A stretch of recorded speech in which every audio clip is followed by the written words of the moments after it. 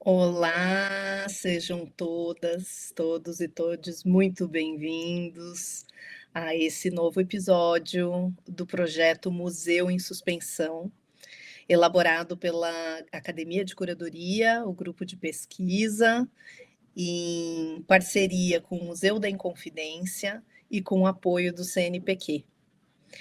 Hoje nós vamos entrevistar a Vanessa Rosa, uma artista que já esteve conosco na Academia de Curadoria e volta para nos mostrar mais trabalhos dela e também para conversar um pouco sobre como é ou pode ser, né, o caminho do digital em museus históricos. Ficamos muito felizes em ter a Vanessa Rosa aqui conosco de novo. Hoje, Tânia Zulbacher e eu estamos juntas capitaneando essa conversa.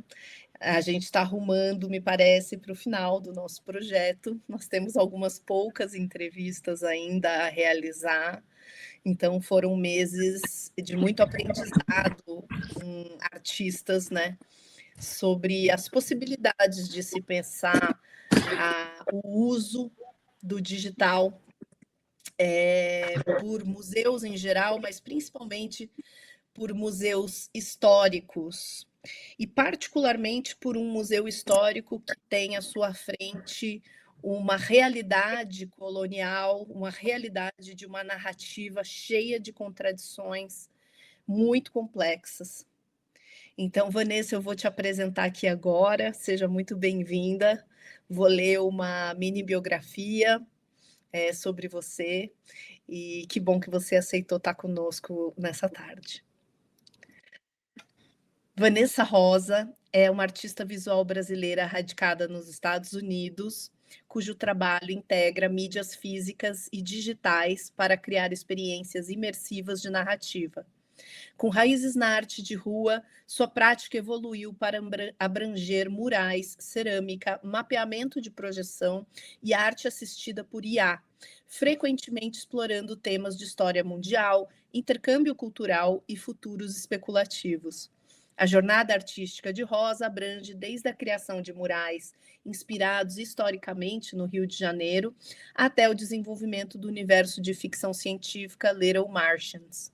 Seu portfólio inclui projetos notáveis como destaque na Galeria de Arte com IA da NVIDIA, a primeira exposição da Christie's dedicada à IA na arte,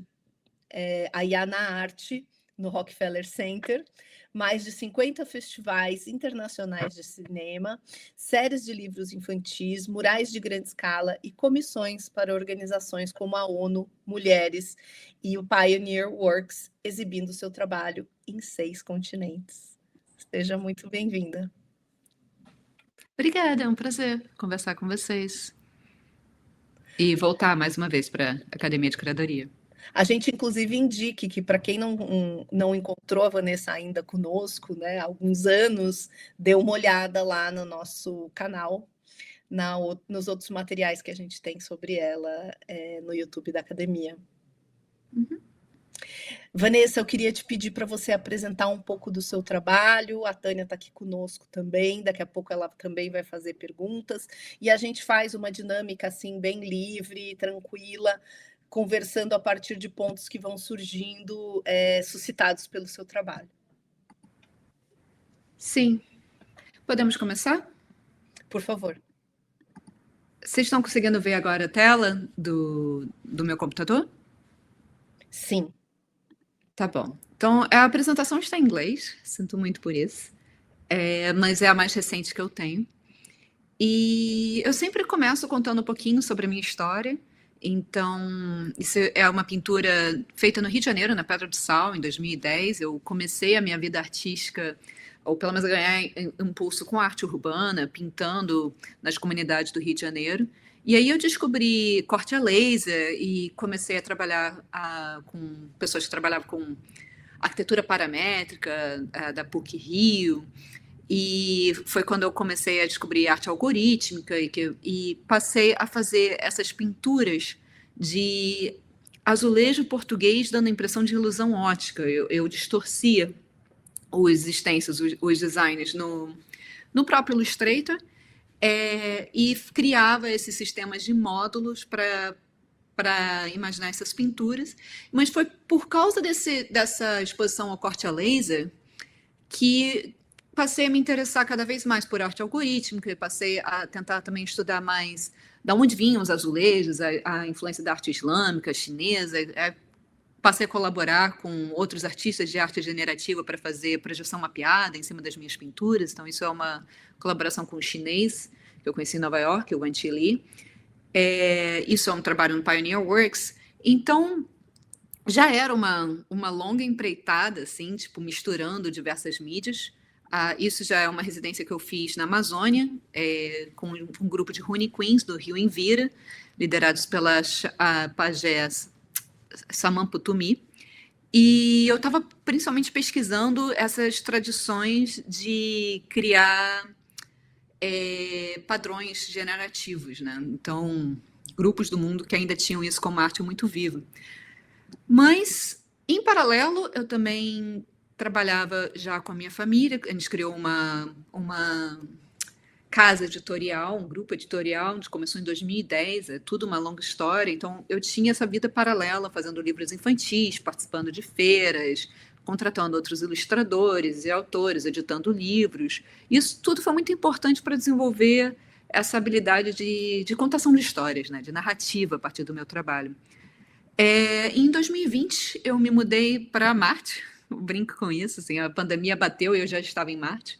Marte é um projeto educacional que foi fundado pelo Gene Kogan e o Freeman Murray. O Gene Kogan, hoje em dia ele é meu marido, mas a gente começou a namorar em 2019, então antes dele começar Marte. E quando ele decidiu começar esse projeto, ele me chamou, eu participei, né? Não tinha muito uma expectativa do que seria. E é bem esperado no Burning Man, que é esse projeto dos Estados Unidos, tudo fora da grade, as pessoas constroem estruturas enormes para fazer uma festa por uma semana, só que tem um viés mais sci-fi educacional. Então aqui é um pouco um vídeo assim, mostrando assim, Marte indo da realidade à inteligência artificial. A gente fica indo de um canto ao outro com um uniciclo elétrico. E é um projeto de experiência de sobrevivência, assim, alta tecnologia, baixo custo, criar essas estruturas todas no deserto, hospedar as pessoas, também desenvolver, otimizar os sistemas de energia solar. Muitas pessoas participam. Isso aqui é uma foto de Marte 2024, com o meu background de muralista, eu que fiz a pintura, né, na estrutura. E aqui dá para ver os painéis de energia solar. E a estrutura foi feita pelo Freeman, os fundadores de Marte. E o Gene, meu marido, a grande contribuição dele foi essa rede de inteligência artificial. Não só ele já era muito conhecido por viajar o mundo inteiro dando workshop de inteligência artificial, de machine learning para artistas, quanto ele que conseguiu a rede de pessoas para ir até Marte, montou a estrutura de como a gente faz as aulas. Foi tudo muito colaborativo, muitas outras pessoas ajudaram a criar Marte, inclusive eu, sustentar esse projeto, mas realmente tudo começou com essa colaboração do Gene e do Freeman. E no primeiro ano de Marte, em 2020, foi uma mudança radical no meu trabalho. Eu estava lá no meio do deserto, com uma pandemia global e meio sem saber, assim, tipo, todos os meus projetos tinham sido cancelados, tudo tinha mudado. E eu comecei a coletar argila do deserto. Com a minha experiência com os Rune Queens, eu estava muito interessada em arte orgânica, em tipo, usar os materiais locais. E no início eu fiz essas cabeças. Eu fiz a forma mais tradicional e básica de cerâmica possível, que a gente chama de Spitfire, que é cavar um buraco, fazer um fogo e colocar as peças de argila até elas se tornarem cerâmicas. Então, virando elas aos pouquinhos, etc. E quando eu comecei, eu fiz essa cabeça que era o mais estereótipo possível de humanos do futuro. Então, essa cabeça alongada, essas feições não muito bem definidas, só a cabeça, sem corpo, então apenas uma mente, né? E eu fui, aos poucos, desenvolvendo as histórias. Então, aqui, essa animação já é de final de 2022 para 2023, então já é um completo desenvolvimento da técnica. Comecei a fazer várias e várias dessas cabeças e testando diferentes esmaltes. E aí eu fazia fotogrametria, né, scanner 3D das cabeças e também de lugares que eu visitava, e também lugares que eu visitava.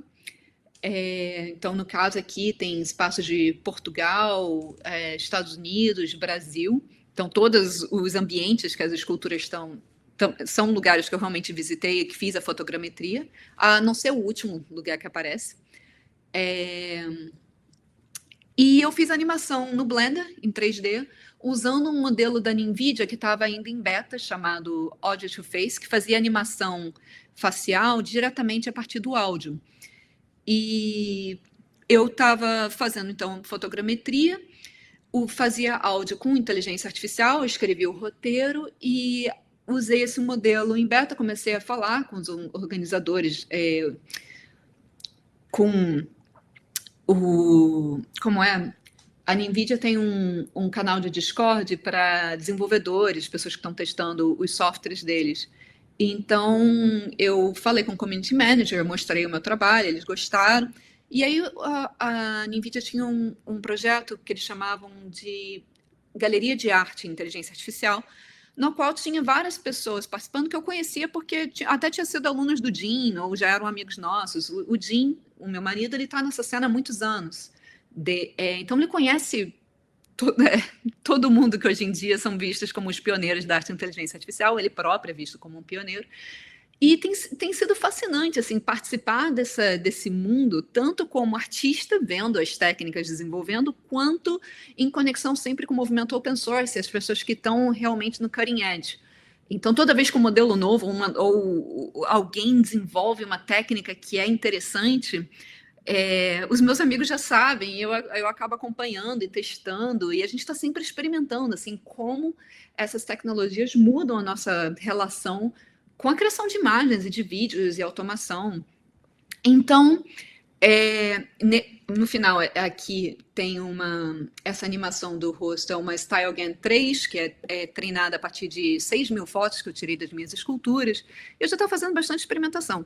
Então, como eu estava falando, esse trabalho foi reconhecido pela NVIDIA, eles me colocaram em destaque na galeria virtual deles, junto com o Refik Anadol, que é o artista mais reconhecido dentro da cena de arte e inteligência artificial, que foi o primeiro a expor no MoMA. E isso foi muito bom para mim, porque eu comecei a receber muito mais visibilidade pelo meu trabalho. E para a NVIDIA eu era um caso interessante, porque era tudo baseado em arte física e eu estava usando 3D, então já era uma utilização de inteligência artificial diferente do normal.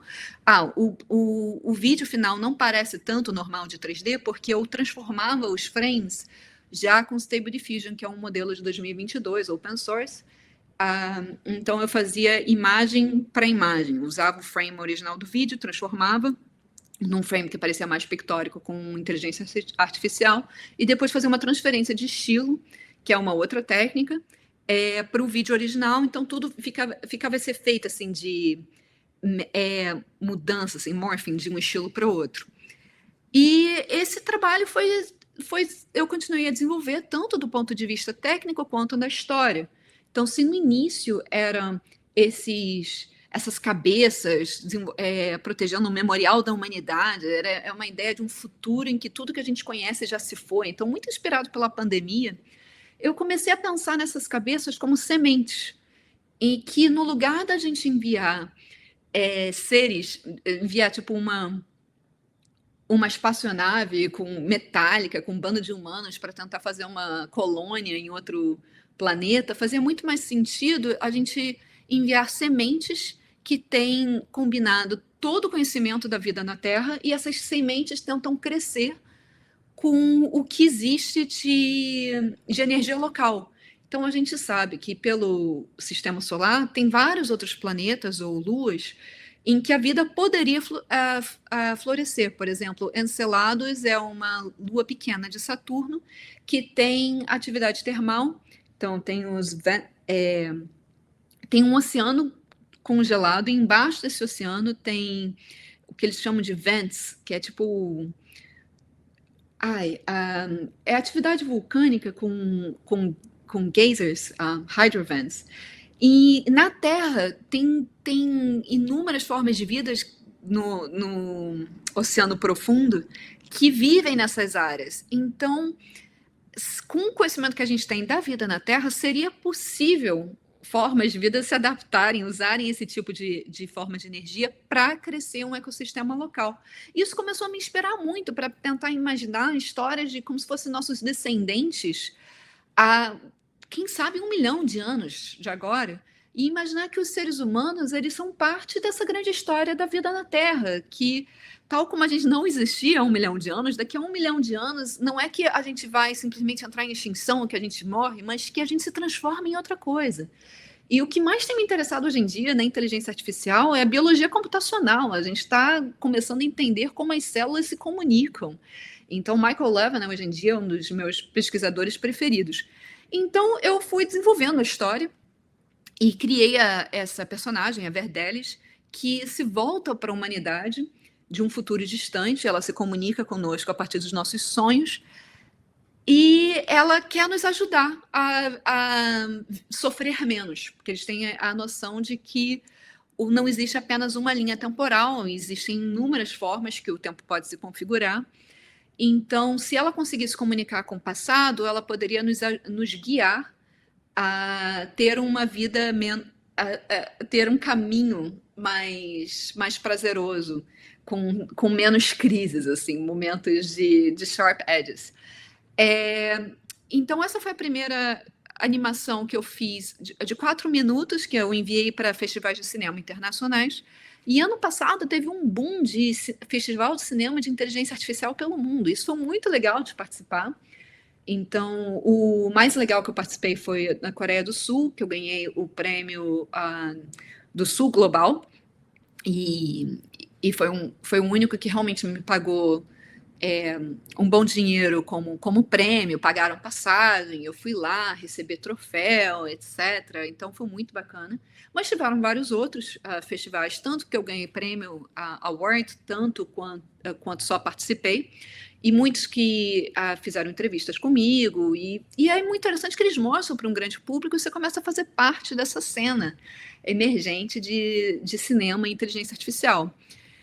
E, ao mesmo tempo, eu continuo desenvolvendo a história e as técnicas. Então, os Little Martians, eles começaram com essa ideia de memorial da humanidade, eu comecei a pensar outras referências, tipo os deuses do milho dos maias, ou os kodamas do Japão, ou os ishibos dos Rune Queens. Então, assim, pensar os espíritos da floresta, que talvez esses seres do futuro sejam os seres do passado também, que eles sempre estiveram presentes. Então, tem sido muito interessante assim, pensar como referência de ficção científica, não apenas o que é cutting edge de ciência hoje, mas também mitologia. E alguns pesquisadores que eu mais gosto, tipo Yoshia Bal, que é um pesquisador de teoria computacional para a consciência, ele também tem se voltado a pensar a consciência das plantas e pensar a história das nossas religiões sobre uma outra lente, em que, por exemplo, a gente fala muito do conceito de egrégora. Então, uma mente que é criada a partir de várias outras. Quando tantas e tantas pessoas acreditam num Deus ou acreditam num personagem, a gente pode pensar que a língua é viva, que o personagem continua vivendo para além das pessoas, né? E que de certa forma, nós somos um personagem. Tipo, a sua identidade é essa história que o seu corpo, a sua consciência conta de você própria, né? Se você perde sua memória, você se torna outra pessoa. E quando você morre também, você é essa história que continua vivendo enquanto você é lembrado. E aí você pode se tornar um arquétipo ou um herói que é lembrado por mais e mais pessoas, um mito. E o mito vive enquanto ele é lembrado, enquanto é uma cultura. Então tem muitas coisas interessantes que a gente gosta de explorar, utilizando inteligência artificial como uma das ferramentas, mas também um dos campos de exploração de inteligência coletiva e de exploração do que é a consciência humana. Então, aqui são algumas das minhas referências: o Hans Moravec, do Mind Children, a Lynn Margulis, acho que é a principal de pensar teoria da evolução a partir da simbiose. Então, assim, a competição acho que é uma forma de otimização de um determinado cenário, mas o que realmente nos leva a uma complexidade maior na grande escala evolutiva seria a simbiose. Então, é quando os seres se juntam e criam algo novo. Então, por exemplo, todos nós temos nas nossas células a mitocôndria. A mitocôndria foi o que a Lynn Margulis provou. No citoplasma de cada uma das nossas células, fora do núcleo, a mitocôndria é tipo o que dá energia às células, mas ela tem uma origem própria, autônoma. Então, na antiguidade, há muitos, muitos anos, no início da vida, as mitocôndrias eram células independentes que foram absorvidas, uma espécie de canibalismo, por outras células, mas continuaram a viver juntas e aí criaram um organismo mais complexo. Então, a gente gosta muito de pensar nesse sentido, assim, tipo, gente, como a gente pode reimaginar a vida na Terra, o que seria economias regenerativas, que outras formas de organização a gente poderia criar, como brincar com inteligência artificial e criar esses personagens que podem crescer com a interação de vários humanos. E a outra grande pesquisadora que eu gosto é a Pamela McCorduck, que eu acho que é o melhor livro que eu já li de história da inteligência artificial. E eu continuo desenvolvendo as histórias, os personagens. Então, esse ano eu estou agora lançando esse novo filme, que é da Verdelis, que é a personagem do ano anterior, com o Maicos, que é um personagem cogumelo. Ele é mais cogumelo do que planta. E enquanto a Verdelis se importa muito com os humanos e ela quer ajudar os humanos, o Maicos diz: humanos vão ser humanos, eles gostam do drama deles. E dos nossos ancestrais terrenos, eu prefiro os fungis, os cogumelos, eles eram muito mais interessantes. Então, assim, coloca um pouco em xeque também essa coisa do precisamos evitar o sofrimento. Será que qual é o lugar dos humanos dentro da grande história da vida? A Verdelli diz que os humanos foram muito importantes para ensinar a vida a sonhar, que todas as espécies começaram a se desenvolveram, que esse momento que a gente vive agora da inteligência artificial foi muito importante na longa história, para uma virada. Assim, é como se a inteligência artificial pudesse eventualmente hackear a evolução e aí todos os seres vivos passam a evoluir de uma forma muito mais rápida e para muitos outros caminhos e começam a realmente se adaptar para a exploração espacial. Então, dentro da história deles, eles debatem assim, qual é o lugar da humanidade, e o Michael diz que destruição é parte da criação e que crises são importantes para contar uma boa história e que tentar otimizar o passado, falar com o passado para fazer uma história mais suave é uma perda de tempo. E eles decidem fazer um show de arte, de esculturas temporais, se comunicando com o nosso presente, e cada um vai mostrar a sua versão da história. Então, é só um pouco do que eu estou explorando. Deixa eu ver aqui o processo. Então, eu começo com esculturas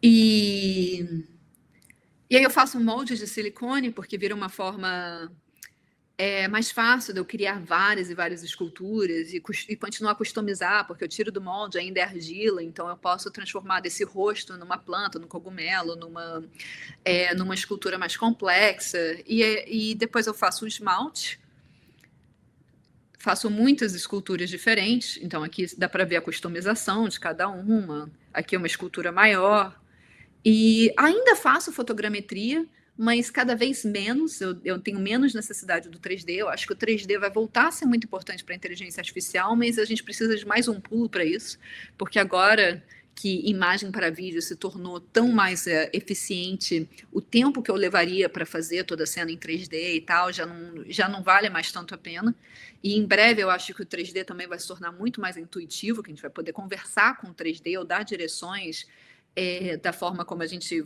dá direções agora em texto, né, ou em voz, diretamente para as inteligências artificiais. E eu estou muito interessada nessa de criar os agentes, né? Então, dar um personagem. Eu crio as músicas também com Suno, crio a história do personagem, crio qual é o contexto, e agora a gente pode ter cada um como chatbot interativo. Então, no lugar de você falar com o chat GPT, você fala diretamente com a Verdelis ou com o Micos.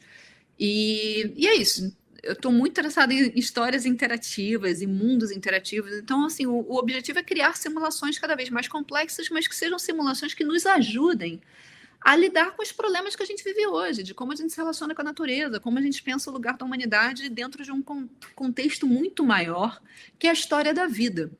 Então, aqui um pouco o processo das fotos das cerâmicas para as gerações de inteligência artificial, um pouco do mundo da Verdelis.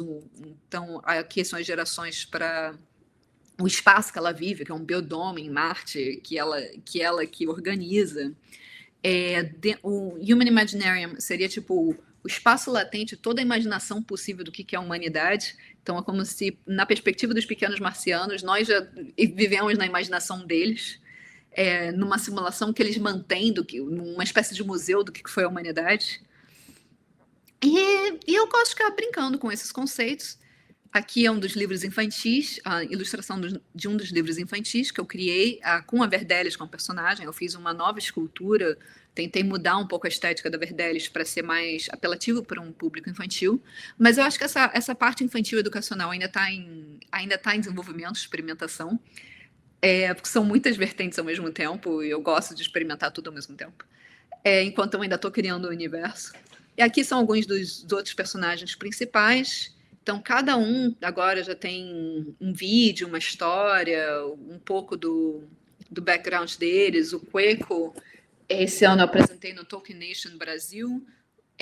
Apresentei no ano passado também, NFT Brasil, então na Fundação Bienal de São Paulo. E aí foi muito interessante criar um personagem para uma sala interativa, uma sala imersiva, não interativa, com 4 telas. E o Cueca é um personagem que brinca em cima dos meus estudos anteriores, de etnomatemática, padrões do mundo. Então, Saverdelis tenta falar sobre economias regenerativas, sobre regeneração e plantas e simbiose. O Cueca só gosta de falar de padrões, ele diz que tudo é padrão e que se você entende o padrão das coisas, você pode hackear o universo e mudar tudo. Então, é uma outra estética que eu gosto de explorar. Também ainda com essas cabeças flutuantes. Eu ainda tenho que imaginar como é que é o corpo do Queco, porque se a Verdelis tem um corpo agora de planta, mas ela voa com as folhinhas mexendo e tal, o Queco eu ainda tenho que imaginar, assim, como é que vai ser o desenvolvimento desse personagem. E é isso, eu continuo... Esse ano eu lancei outro livro com a Viajante do Tempo, na Bienal do Rio, com o Queco.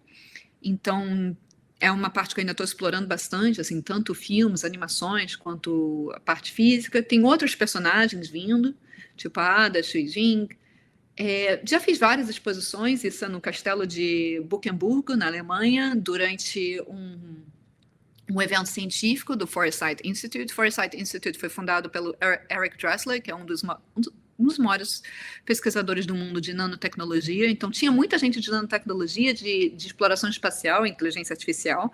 Eu adorei, foi o máximo apresentar meu trabalho para esse público. Eu acho que é o mais divertido do mundo, porque é o que me inspira, assim, pensar ficção científica a partir do que o que são os debates científicos atuais, do que é possível fazer com inteligência artificial, como pensar o lugar na vida da Terra. E eu tenho esse background eu estudei História da Arte na UERJ, eu adoro.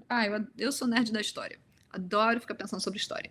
E aqui foi a exposição na Christie's, tanto com a escultura original da Verdélia, que é a filha da Verdelis, a historiadora da consciência, com um vídeo da Verdélia contando a sua história.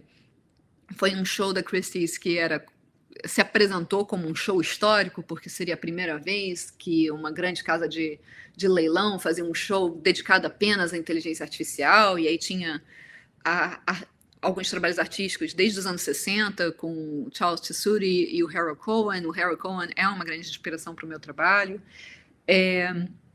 Então, já que era para ser um show histórico, eu decidi colocar uma Little Martian, que é uma pequena marciana, que é uma historiadora da consciência falando sobre essa longa tradição, assim, de como inteligência artificial, de certa forma, de acordo com a Pamela McCorduck, vem do antigo desejo dos humanos de dar vida às suas criações, ou de criar seus próprios deuses. Então, desde que fazíamos aqueles seres de argila como mitos de criação, ou como referência de ídolos dos ancestrais, a Galateia e o Golem, todos esses mitos fazem parte desse desejo da gente tentar dar a vida a alguma coisa, dar vida a coisas inanimadas, a entender como a vida começa. E aí, dar a vida a algo é uma criação divina. Eu gosto muito da ideia, assim, arte como criação de vida também. As origens da arte como muito ligadas à religião, não do ponto de vista dogmático, mas nesse ponto de vista, assim, do que significa criar alguma coisa. Você criou um personagem que, assim, reflete a sua experiência de vida, o que você entendeu sobre o mundo. Então tem algo de muito potente nisso, de tentar criar novas formas. Que o vídeo original, e é isso, tem feito muitas explorações com projeção mapeada em cima das esculturas. Acho que tem muito mais para explorar da possível expografia desses personagens. E nas histórias interativas. Então aqui esse é um outro vídeo que mostra essa experiência de você pode escolher o personagem, e aí tem uma estética definida para cada personagem, o lugar que eles vivem, etc. E é isso, são muitas e muitas experimentações, mas eu quero agora discutir um pouco mais. Acho que já nem sei mais quanto tempo a gente está, eu me perco um pouquinho. Fica tranquila, E é isso, eu gostaria Vanessa. de trocar ideia sobre o trabalho. Fica Quem tranquila. quiser me acompanhar, veja littlemartians.world, ou o meu Substack, que também é littlemartians.substack alguma coisa. No meu Substack eu tenho falado sobre inteligência artificial para preservação de herança cultural. Eu acho que esse tipo de metodologia que eu estou desenvolvendo em cima das minhas esculturas poderia ser aplicado para todas as esculturas que a gente tem em museu. Seria muito mais interessante que as pessoas aprendessem sobre história da arte, vendo os objetos originais e tentando, assim, dar vida àqueles objetos. Que seres são aqueles? Que escultura é aquela? Quem fez aquela escultura? Você consegue tentar recriar qual era o contexto da pessoa que estava fazendo aquela escultura? E se aquele objeto carrega as memórias de todo mundo que interagiu com ele ao longo dos anos? Aí você tenta recriar os mundos a partir dos objetos. E aí você pode fazer todo um paralelo, tanto com uma espécie de espiritismo antigo, de que o objeto carrega as memórias de quem o tocou, quanto dizer, não, mas a nível quântico talvez tenha um rastro de não sei o que lá. E é isso, a gente fica experimentando, mas a verdade é que tem tantas formas mais interessantes que a gente poderia usar essas tecnologias, ferramentas, extensão da nossa mente, como formas de a gente entender a realidade, interagir com a realidade e aprender mais de uma forma interativa e divertida. E criar muito conteúdo, porque eu acho que tem tantas histórias legais que a gente ainda não transformou em filme ou em videogame, e as simulações do futuro tem muita coisa legal para fazer. É isso. Vanessa, eu acho que você traz pra gente, né? Eu ficava vendo a cara da Tânia, a Tânia ficava vendo a minha cara. Não estou vendo vocês. Você não tá vendo? Peraí. Agora eu coloquei o som de volta, desculpa. Entrou? E aí a gente, assim, sorrindo, né? Muito feliz, porque te ouvindo falar sobre o seu trabalho, que é um trabalho maravilhoso, profundo, né? Que vai buscar no método de criação literário também, né? Muitas das respostas para o presente e para possíveis futuros. Nós te acompanhamos também na relação que você tem com a Lynn Margulis, nós temos também com a dona Haraway, né? Então, essas projeções do futuro a partir de um presente pensado por um processo evolutivo de cooperação, e por isso, né, simbiótico, e não um processo de concorrência, de competição, de individualismo. Tudo isso que é o cerne, digamos assim, ideológico do seu trabalho, também né, o cerne ideológico do nosso, né? a cooperação, o trabalho em grupo. Então, em vários momentos, Tani e eu via que a gente estava aqui muito conectada com o que você estava dizendo, e eu queria começar pegando uma carona nessa sua última fala, que para nós é muito importante, né? Sobre esse texto que você publicou. Depois, quando a gente colocar a entrevista no YouTube, a gente divulga direitinho os endereços, né? Tanto dos seus textos como do seu trabalho. Mas essa ideia de que a inteligência artificial pode, e aí trazendo um pouco aqui para o Museu da Inconfidência, né? Poderia animar esses acervos, né? Como que você imagina, agora voltando aqui para a ficcionalização, para a fabulação, né, com a qual você trabalha, como que você imagina o uso da inteligência artificial em acervos de museus históricos, né? Ou seja, de museus que guardam cultura material, né, que possuem objetos, claro, possuem obras de arte também, né, mas também possuem objetos de mobiliário, documentos, né? E como que, de repente, a partir do que você está falando, e você tem um interesse por pedagogia bem evidente, né? A gente podia, de repente, usar também isso na educação, Sim. né? Você pode falar um pouco sobre o que você Então, fabula, imagina para esse caminho? o que dá para fazer a princípio? Porque, por enquanto, essas técnicas elas ainda precisam de um certo treinamento, cada vez vão se tornando mais acessíveis, então, eventualmente, crianças vão ser capazes de criar historinhas muito rapidamente, mas, a princípio, a gente precisa educar o próprio time dos museus e os professores e os artistas, né? Então, uma coisa que dá para fazer é convidar uma série de artistas a criar histórias em cima do acervo do museu. Então, você compartilha foto do acervo de cada uma das esculturas e a pesquisa. O que a gente sabe sobre cada uma delas? Tipo, pode até compartilhar dissertação inteira de mestrado, que é ótimo, que a gente envia para a inteligência artificial faz os bullet points, aproveita e já cria várias historinhas possíveis, sabe, dos bullet points para roteiro. Porque não necessariamente, assim, principalmente em projetos com baixo orçamento, a pessoa vai ter tempo de ler dissertações de 300 páginas, 200 páginas, mais os livros, mais não sei o que lá. Mas a verdade é que a gente tem muito material legal do que já é produzido na academia nesse tempo todo. Então é isso. Treina um grupo de artistas para, a partir das fotos dos museus e da pesquisa, você criar uma série de vídeos tanto mais experimentais quanto mais acadêmicos, mais educativos, que tentem reconstruir como esse objeto foi feito, qual é a história que esse objeto conta, se é uma história bíblica, qual é a versão dessa história bíblica, e como essa história bíblica, principalmente no Brasil de Ouro Preto, vem com todo o sincretismo que é muito interessante de explorar, que não é a mesma história bíblica da Anunciação que aparece nas pinturas renascentistas, é uma história ali da Conceição com Iemanjá, que veio de outro lugar. Então, tem tantas outras formas que a gente pode explorar esteticamente que é essa particularidade do sincretismo brasileiro, que torna muito mais interessante do que só a história pronta. Então, tem uma criatividade artística que pode ser muito bem explorada. E aí, com isso, você faz uma série de filmes que rodam festivais de cinema, que podem ser apresentados até em TV aberta, em TV fechada ou na internet, faz um canal de YouTube ou coloca em rede social, tudo isso vira conteúdo interessante, que é compartilhado com professores, que é compartilhado com alunos, para eventualmente isso tudo também se tornar uma metodologia dos alunos aprenderem a criar suas próprias versões da história, que eu acho que seria o mais legal. E, eventualmente, assim, o que eu faço da metodologia dos pequenos marcianos, você tá na aula de arte criando personagens com as mãos, então ficar tentando imaginar o que são esses humanos do futuro e tal.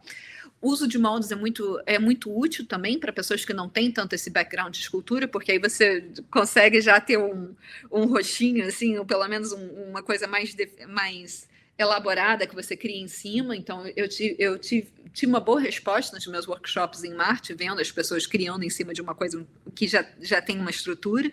Tem muitas formas que dá para explorar isso, mas é muito legal ver os alunos explorando em cima de algo de algo tátil, né? Tentar imaginar seres do futuro ou seres do passado. Acho que os seres do futuro é mais divertido porque é meio que uma necessidade que a gente tem hoje. De que como a sociedade se muda cada vez mais rápido e as tecnologias estão sempre mudando, não vale a pena apenas você aprender qual é o último modelo, porque daqui a um mês ou 5 meses já está ultrapassado, já tem que aprender outro modelo. Então vale mais a pena entender conceitos e teoria crítica em uma visão mais longa de história e se adaptando com qual é aprender a aprender, tá sempre se adaptando qual é a última tecnologia e ver o que é possível fazer. Então tem muita coisa que dá para brincar. Se quiserem trocar ideias sobre possíveis pedagogias, acho que eu super curtiria até ajudar a enviar projeto para o CNPq de modelos pedagógicos de inteligência artificial, história e arte. Eu acho super maneiro. Fico acompanhando, feliz, assim. Maravilha, Vanessa. Bom saber. Vanessa, a gente percebe que você tem uma familiaridade, né? Tem uma grande influência com as ferramentas, com os meios digitais de uma maneira ampla, né? Não só com a IA. Então, quando você menciona, mostra lá, né, você começou trabalhando lá com o corte a laser, as ferramentas, tanto os meios subtrativos quanto aditivos, né, que você vai lá para o corte a laser, que tem lá, que nasceu e cresceu com essa vocação funcional, e de repente você subverte e usa isso, né, para arte, e depois vai para a modelagem tridimensional, e aí a gente passa pelo período da impressão 3D, e depois a gente chega na questão do design, da arquitetura paramétrica, e finalmente agora, então, na IA, e você vai construindo, né? Você vai se apropriando e vai inserindo todas essas possibilidades, esses meios dentro do seu trabalho. E, de repente, a gente entende muito também por isso, né, de que maneira e de que forma que a IA entrou nesse seu fluxo de criação, é uma palavra que você repete muito, né, que você cria a partir de muitos meios, né, e também a questão de você reconhecer que, às vezes, a gente pode se valer de uma tecnologia anterior, porque ela pode voltar a ser necessária como uma etapa da tecnologia que a gente usa atualmente. Então, a gente deixou, sei lá, a fotografia de lado, mas a gente precisa resgatar a fotografia, porque agora ela é parte do processo para chegar num outro resultado, enfim, né? Esse é um exemplo só. E aí a gente vai reconhecendo, né, essa sua fluência e essa diversidade tecnológica que a gente percebe no seu trabalho.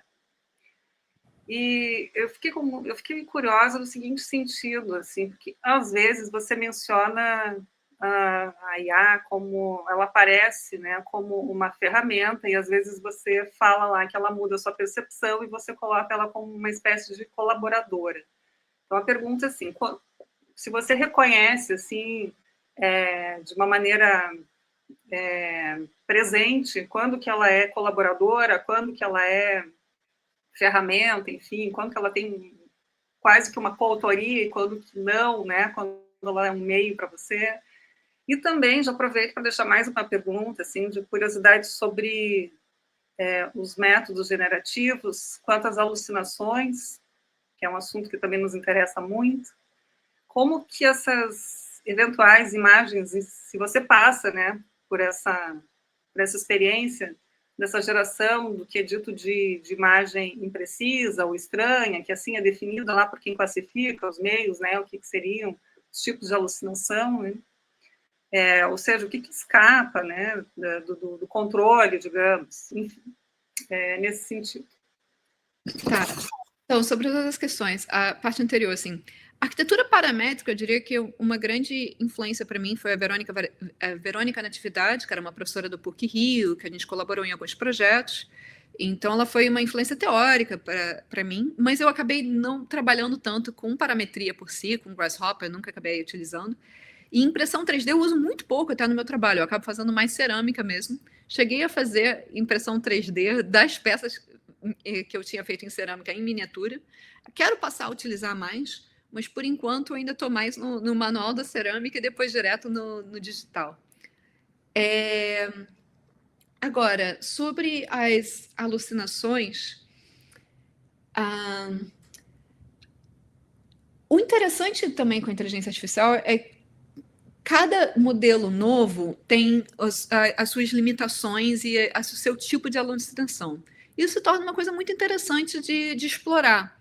Então, por exemplo, atualmente, em 2023, 2024, os modelos LoRA, que a gente chama de LoRA, Low Rank Adaptation, que é um modelo que você faz, que a gente chama de fine tuning, de um grande modelo de inteligência artificial. Então, um modelo é fundamental, tipo o Stable Diffusion, que já tinha sido treinado, ou agora o Flux, que é distribuído open source, e a gente ensina aquele modelo a criar uma determinada estética, um determinado rosto a partir de uma série de imagens. Então, geralmente com 10, 15 fotos, já é o suficiente para ensinar aquele modelo um certo personagem. Os modelos mais recentes, tipo o Nano Banana e o Seed Dream, eles já nem precisam de tantas imagens, eles conseguem criar o seu personagem, tipo, a partir de uma foto que você dê, já cria o seu personagem em diferentes ângulos, coloca em qualquer contexto. E até com mais, digamos, coerência, assim, mais direto a exatamente o que você está pedindo.